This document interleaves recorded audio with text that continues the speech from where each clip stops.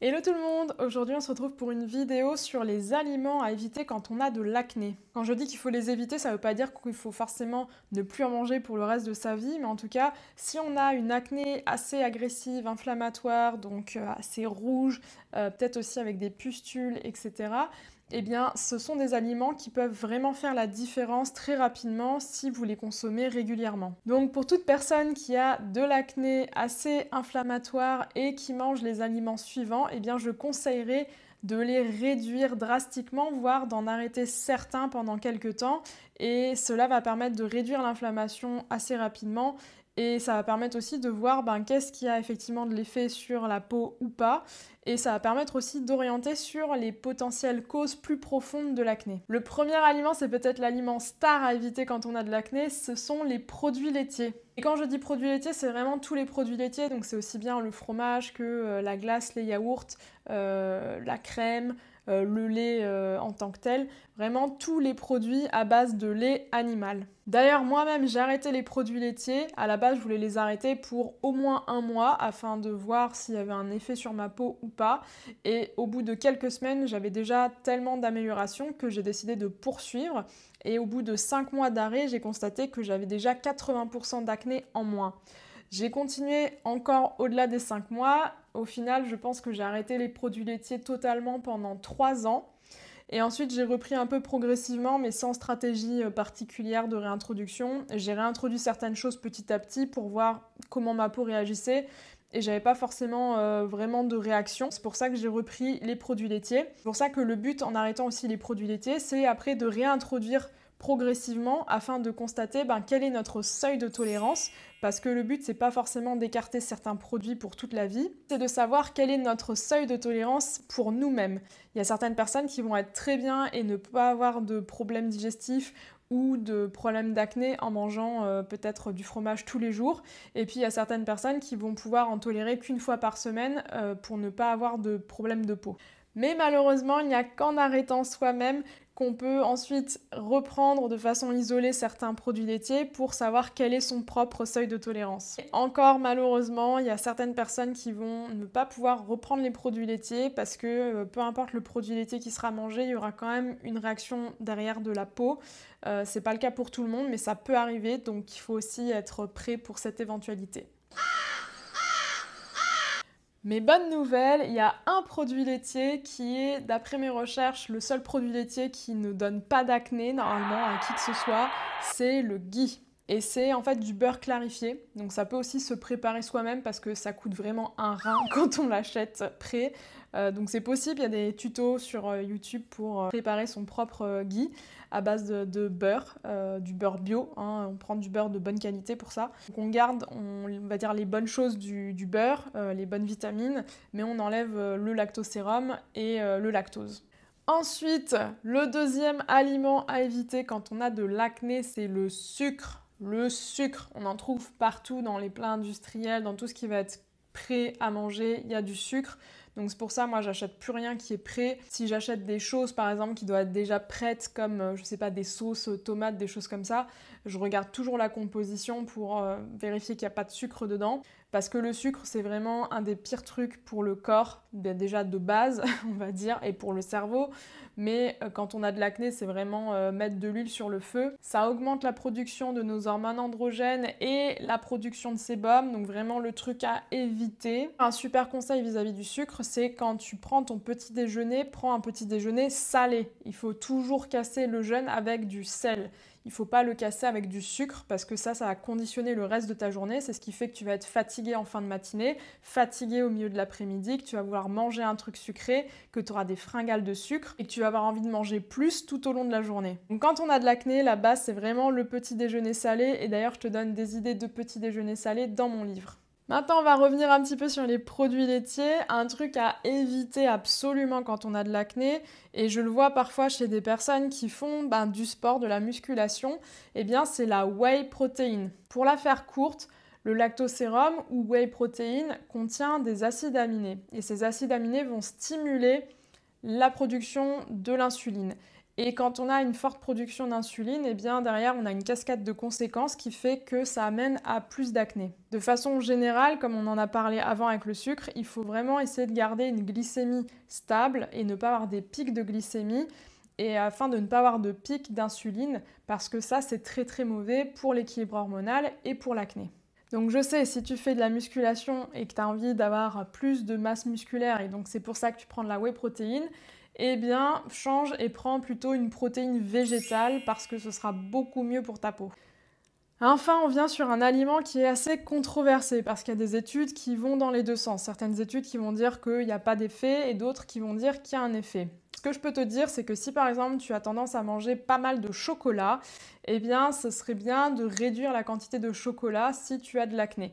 Ça ne veut pas dire que c'est automatique, et que c'est ça qui te cause de l'acné, mais en tout cas si tu as de l'acné et que tu manges quand même pas mal de chocolat quotidiennement ou plusieurs fois par semaine, eh bien ce serait intéressant de réduire la quantité de chocolat consommée, même de l'arrêter totalement sur quelques jours et de voir si tu sens une amélioration sur ta peau ou pas. Encore une fois, c'est toujours une question de tolérance et de personnalisation parce qu'on ne réagit pas tous de la même façon aux choses.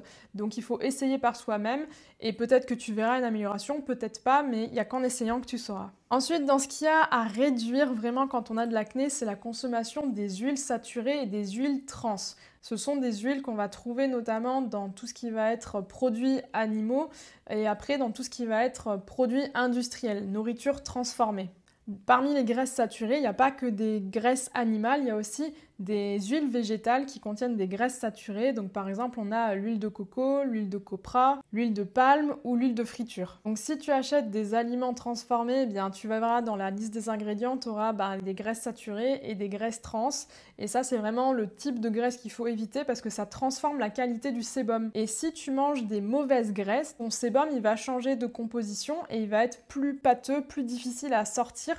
Et du coup, il va rester bloqué dans le pore beaucoup plus facilement. Et aussi, il va être de moins bonne qualité, donc il va avoir tendance à s'oxyder plus rapidement. Et l'oxydation du sébum, ça crée une réaction inflammatoire au niveau du pore, et c'est ça qui va être le précurseur de la formation du bouton. En tout cas, c'est l'une des causes possibles de la formation des boutons. Il y a encore un aliment qu'on peut essayer d'évincer pendant une certaine période pour voir si ça a un impact sur sa peau, c'est le gluten. Là encore, sans rentrer dans les détails, pour certaines personnes, l'arrêt du gluten, ça a vraiment considérablement amélioré l'aspect de leur peau et pour d'autres personnes, ça n'a pas eu d'effet. Donc, encore une fois, il faut essayer par soi-même. Donc, tu peux essayer sur un mois d'arrêter totalement toutes les sources de gluten, aussi bien direct, c'est-à-dire le pain, les pâtes, mais aussi le gluten qui est caché dans les ingrédients, dans les produits industriels transformés. Parfois, ils mettent du gluten pour lier, pour épaissir des sauces, des choses comme ça. Donc, pendant un mois, tu peux te dire que tu fais la chasse au gluten partout. Et tu vois si au bout d'un mois, tu sens une différence sur ta peau, sur ta digestion, sur ton énergie. Et après, pareil, tu peux réintroduire petit à petit certaines choses de façon isolée pour voir quel est ton seuil de tolérance au gluten. Petite astuce, quand tu remangeras du gluten, je te conseille de t'orienter vers des pains de petit épeautre, par exemple de farine de petit épeautre ou des farines anciennes, et de privilégier du pain au levain. Parce que le levain, c'est bon pour le microbiote intestinal et c'est bien mieux que la levure. Aussi, d'après mes recherches, ce qui va beaucoup changer sur la qualité du gluten, donc c'est la qualité de la farine ou des graines utilisées à la base. Donc si c'est des farines anciennes, c'est beaucoup mieux. Mais il y a aussi la qualité, est-ce que c'est biologique ou pas? Et en fait, le gluten va avoir tendance à être différent et moins inflammatoire s'il est issu d'une farine biologique que non biologique. Probablement tu t'en doutes, mais dans les aliments à éviter, il va y avoir toute la nourriture industrielle, transformée, les plats préparés, les barres chocolatées, les viennoiseries, tout ça, c'est vraiment à éviter quand on a de l'acné. Donc moi, par exemple, je suis passée d'une alimentation qui n'était pas du tout bonne à une alimentation où je cuisine tout moi-même. C'est devenu un petit peu mon mantra. Tout ce que je mange, je le cuisine. Donc ça me permet de contrôler ce que je mange, de contrôler mes macronutriments et mes micronutriments, mais aussi de vérifier que il n'y a pas du sucre caché, des graisses trans, des graisses saturées, des choses pas terribles pour l'organisme, des conservateurs, du E250, bref, plein de choses en fait qui sont pas du tout bonnes pour le microbiote intestinal en plus. Et quand on a de l'acné, on veut vraiment avoir un microbiote intestinal en bonne santé. Un aliment auquel on ne pense pas forcément, mais qui est assez important, en tout cas moi par exemple, je vois vraiment une différence quand j'en consomme sur ma peau, c'est la cacahuète. ou par exemple le beurre de cacahuète. Moi par exemple quand je mange pas mal de beurre de cacahuète, ça part en inflammation, j'ai direct des boutons qui sortent, c'est quasiment instantané. Parce que le beurre de cacahuète, ça a une tendance à être un peu inflammatoire pour le corps et puis ça contient quelque chose qui va, entre guillemets, grignoter ou abîmer la barrière intestinale. Donc c'est vraiment pas très bon et il faut pas en manger régulièrement. Donc je sais que quand on a un régime vegan ou végétarien, c'est un aliment qu'on peut consommer parfois pas mal. Donc si c'est ton cas, eh bien, je te conseille de réduire le beurre de cacahuète ou de l'arrêter même sur plusieurs semaines. Enfin, dernier aliment, c'est pas vraiment un aliment à éviter quand on a de l'acné, c'est l'alcool. Je sais, ça te fait pas plaisir et moi non plus, ça m'a pas fait plaisir, mais écoute, c'est comme ça.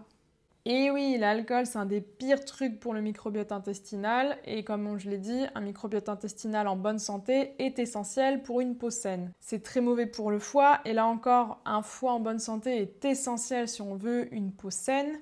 Donc l'alcool, ça bousille le microbiote intestinal, pour la faire courte.